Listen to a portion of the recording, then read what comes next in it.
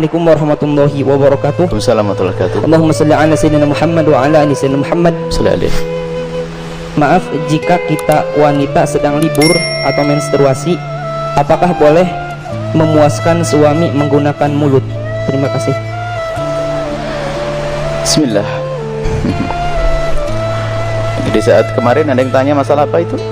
Jadi kalau sudah urusan hal semacam itu, mari kita tingkatkan wibawa majelis, supaya tidak di majelis kita bicara sesuatu yang tidak pantas.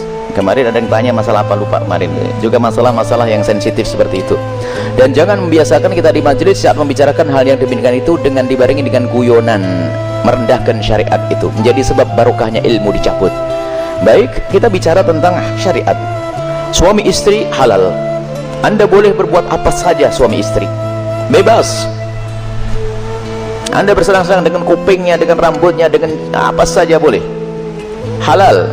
Cuman yang diharamkan dalam dua keadaan: waktu haid memasukkan ke lubang depan, memasukkan seorang suami alatnya ke lubang depan. Kemudian yang kedua yang diharamkan memasukkan ke lubang belakang, baik dalam keadaan haid atau tidak haid, hukumnya haram dan dosa besar. Ini usalah haid. Yas'alunaka 'anil mahid qul huwa adza fa'tazilun nisa fil mahid. Bertanya tentang haid, bagaimana? Jauhi wanita untrusan itu. Tidak boleh menggauli istri dalam keadaan haid. Haid bukan istihadah ya. Istihadah adalah darah tapi bukan darah haid. Ini ada ilmunya khusus. Tanyakan kepada ahlinya nanti. Kita juga punya diklat haid praktis 30 menit 30 menit. Kemudian selebihnya adalah Anda boleh bersenang-senang, boleh apa saja. Mohon maaf, jadilah wanita cerdas. Ini adalah ilmu yang mungkin jarang dihadirkan. Seorang suami yang soleh, mungkin seorang suami yang soleh, dia mungkin di luar melihat sesuatu yang diharamkan, cuman dia orang menjaga diri. Astagfirullah, saya ngelihat aurat di luar. Karena dia seorang soleh, dia tidak mau menuruti itu semuanya, karena itu adalah haram. Maka dia tutup mata, pejam mata dan menjauhkan itu semuanya. Tapi dia seorang laki-laki normal, bangkit syahwatnya, pulang ke rumah, istrinya mens, istrinya ada halangan, ayo mau diapain? Ayo menjadi istri yang aktif, inovatif. Anda tidak boleh melayani suami Anda dengan sesuatu yang khusus itu. Tapi Anda harus bisa senangkan suami dengan diri Anda. Misalnya, mohon maaf, ini majelis mulia, jika seorang suami mengeluarkan air mani dengan tangannya sendiri, maka dia telah melakukan kesalahan dan dosa. Tapi kalau dia mengeluarkan air mani dengan tangannya seorang istri, kecerdasan istri, selesai, dan itu adalah pahala. Maka jadilah istri cerdas. Jangan istri kalau sudah lagi masya Allah, libur buat kopi, liburnya dengan suami, sampai suami itu masya Allah stres. Anda bisa menyenangkan dengan diri Anda. Mohon maaf, mufakhadah di antara dua paha yang penting tidak masuk wilayah itu, atau apa saja. Mohon maaf, ini saya sampaikan majelis mulia, sebab banyak wanita gayanya sih, modelnya kayak hebat-hebat, tapi masya Allah bikin stres suami. Hati-hati itu. Hei para wanita, sadar, senangkan suamimu dengan apapun yang Allah berikan kepadamu, dengan tanganmu, dengan apapun. Yang penting kalau Anda haid, jangan masuk wilayah itu. Sebab kadang suaminya sampai kena sudah tidur, masih akan diwakin kopi enggak, sarapan enggak, bang beli makan di warung aja bang, yang ngoroknya yang digedekan. Wahai para istri yang solehah, Anda harus aktif dan inovatif, ada ide-ide untuk menyenangkan suami. Adapun masalah, mohon maaf, yang ditanyakan dengan mulut, ketahuilah, hei para suami, engkau tidak boleh memaksa istrimu untuk melakukan itu, karena belum tentu dia nyaman. Kalau dia merasa jijik, Anda tidak boleh paksa, haram. Atau sebaliknya, tidak boleh egois seorang suami, harus kau lakukan, tidak. Kenapa? Mohon maaf, karena itu adalah wilayah bukan wilayah bersih. Wilayahnya orang dari makanan yang bersih dibuang lewat mana? Lewat itu.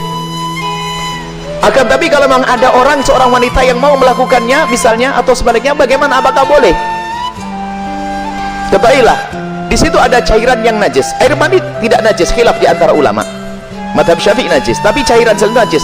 Maka kalaupun seandainya harus melakukan, mohon agar tidak ditelan, karena itu adalah jangan sampai karena itu najis, tidak usah ditelan cairan-cairan. Adapun masalah air mani adalah khilaf di antara ulama. Akan tapi boleh seorang suami, seorang istri melakukan yang demikian, tentu dengan keridhaannya dan tentunya dengan waspada. Tidak boleh sampai ada masuk ke dalam perutnya sesuatu, karena itu ada madhi. Sebelum mani adalah najis, cairan-cairan sebelum mani adalah najis.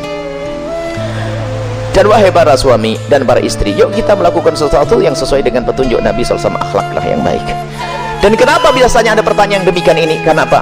Naudzubillah, ada yang ditonton yang salah, gurunya salah, dari film-film yang ngaco itu ditiru, sehingga dia bingung untuk menyelesaikan urusan pribadinya dengan cara ini cara itu. Tidak ada cara yang lebih indah dari diajarkan Nabi. Seorang laki-laki duduk di perempatan istrinya, maksud duduk di atas perut istrinya, di atas ini, itu adalah cara yang paling bagus. Nggak usah macam-macam, petunjuk dari Nabi. Itu hanya gara-gara sering nonton film kotor, makanya banyak pertanyaan aneh, tapi pun harus dijawab, harus dijawab, harus dijawab, selesai. Semoga Allah bisa menjadikan anda orang yang bisa menyenangkan. Termasuk wahai para suami, mungkin ada seorang suami yang mohon maaf ada bermacam-macam sebab, ada ejakulasi dini dan sebagainya, tapi ketahuilah, jangan biarkan istrimu terlantar. Dia bisa senang dengan jemarimu, dengan tanganmu, dengan anda, dengan apapun, dengan cumbuanmu. Jangan sampai menjadi seorang suami egois. Dan Nabi marah dengan seorang laki-laki yang mendatangi istrinya seperti binatang mendatangi betinanya. Nggak pakai muqaddimah, pakai minyak wangi dulu deh para suami, sikat gigi yang bersih, kemudian cumbu, rayu, seperti halnya engkau ingin melihat dia cantik, dia jaga ingin melihat engkau paling tidak agak ganteng dikit deh. Kemudian lihat, seperti halnya matanya ingin melihat dirimu indah, telinganya juga ingin mendengar kalimat indah, dan juga hidungnya pun juga ingin mencium bau harum. Cobalah siap. Makanya sebelum pulang kantor itulah mampir pom bensin dulu deh, bersih-bersih pakai minyak wangi. Ini penting. Nah, kemudian jangan sampai mohon maaf anda puas, dia tidak puas, anda zalim.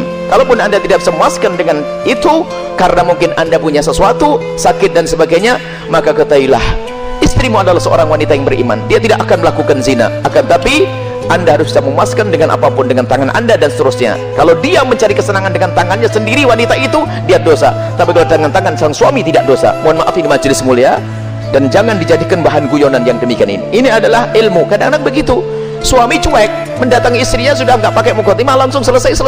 Punya anak 6, nggak pernah seorang istri merasakan senangnya dalam hubungan suami istri. Akhirnya apa? Itulah yang menjadikan istri ogah-ogahan. Mau melayani suami, saya dapat mandi saja, tidak pernah mendapatkan kesenangan. Anda suami zalim. Baik, istri pun juga demikian. Selesai, aktif, inovatif, indah, karena itu halal.